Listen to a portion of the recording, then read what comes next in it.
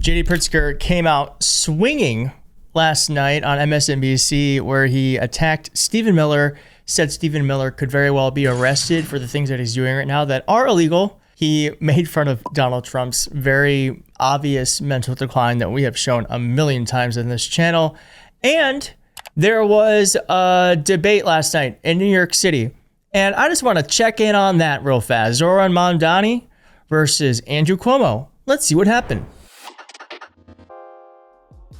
Mr. Mamdani, want to respond? And if we have a health pandemic, then why would New Yorkers turn back to the governor who sent seniors to their death in nursing homes? That's the kind of experience that's on offer here today. What I don't have in experience, I make up for in integrity. And what you don't have in integrity, you could never make up for in experience. Yes.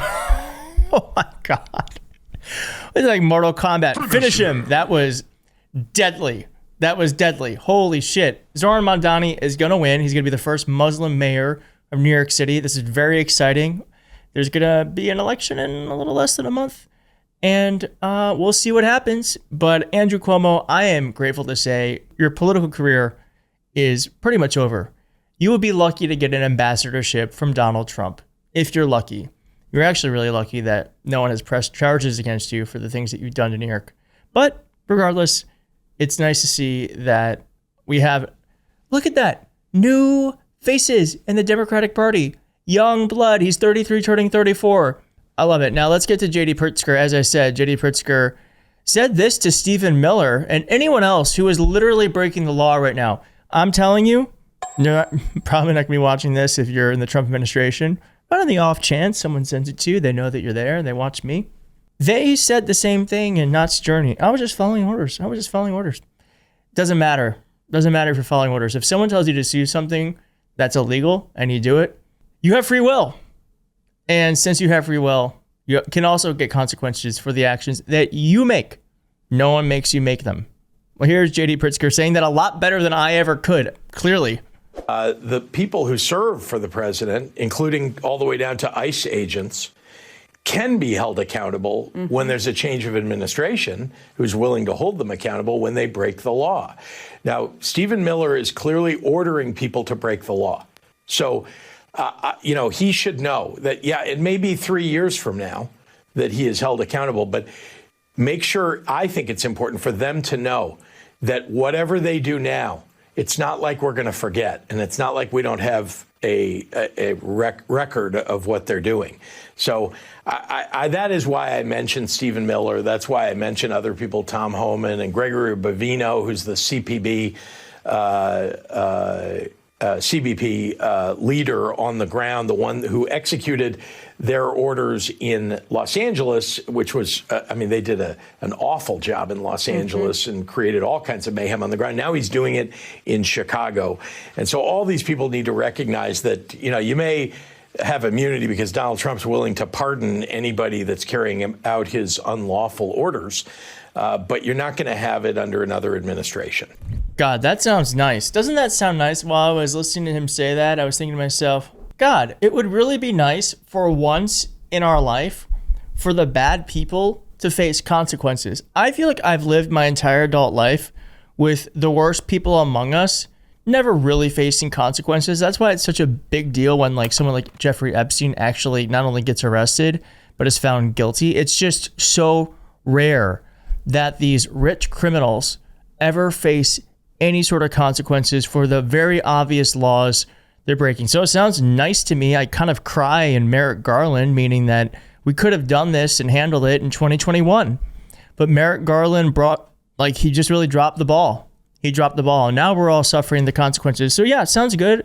I hope we do. I think one of our sins of the past is that in 2008, 2009, when the financial crisis happened, no one was ever arrested for it. No one faced any jail time. No one faced any consequences. Pisses me off still. And then that happens. What is that? That's America's housing market. Probably going to piss me off for the rest of my life until someone somewhere is found guilty for all these financial crimes and truly these inhumane crimes the Trump administration is doing. But it's absurd. And if it were you or me, we would be in jail long ago.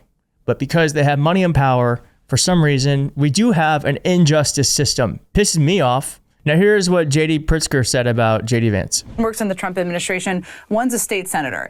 The 41-year-old vice president has brushed this all off as what kids do. You're one of the most prominent Jewish politicians in the country. What's your message to the vice president? Well, he's become such a sycophant for this president that he's unwilling to condemn these kinds of remarks. Remember, this is the man who just a few years ago, before he got chosen U.S. Senator, a Republican U.S. Senator, before he got chosen for vice president, just a few years ago, this is someone who called Donald Trump America's Hitler. Say that. It's true. Ding, ding, ding, ding. He called Donald Trump Hitler. And now he's saying anyone that calls Donald Trump Hitler is actually putting a target on Donald Trump's back when he's one of the first ones to have done it. That's a long way to go when he's now backing up the idea that people who are clearly speaking like Nazis in their texts, young Republicans, he's unwilling to say anything about that. It strikes me as, it's not just that he's, doing Donald Trump's bidding. It's that, he's just become a lackey for this authoritarian endeavor of turning this country into something other than a constitutional republic. So I think it's dangerous. I mean, he's demonstrating the danger, and it's clear that every level of this administration is corrupt, and that's what he's demonstrating. Damn, he's like throwing down truth bombs left and right. Thank you, JB Pritzker, for taking on JD, or who I like to call JV. He also, man, this guy was going ham, but he was also very upset, or he also called out, he's the only mainstream politician doing this, calling out Donald Trump's very obvious mental decline. I don't know why no other politician says this. Think about it. Can you think of any other person who says it? This is what I do for a living. I can't think of anyone. Maybe I'm wrong, but he's doing it. Let me ask you about something that's related but slightly different. I mean, you appear to be, I guess a way to put it is, under the skin of Trump's anti-migrant czar, Stephen Miller. He called you a moron who hates America. You mentioned him a few times today, too, saying he has abused the fact that Donald Trump has diminished capacity. You brought him up a couple of times, which was interesting. But what did you mean by that?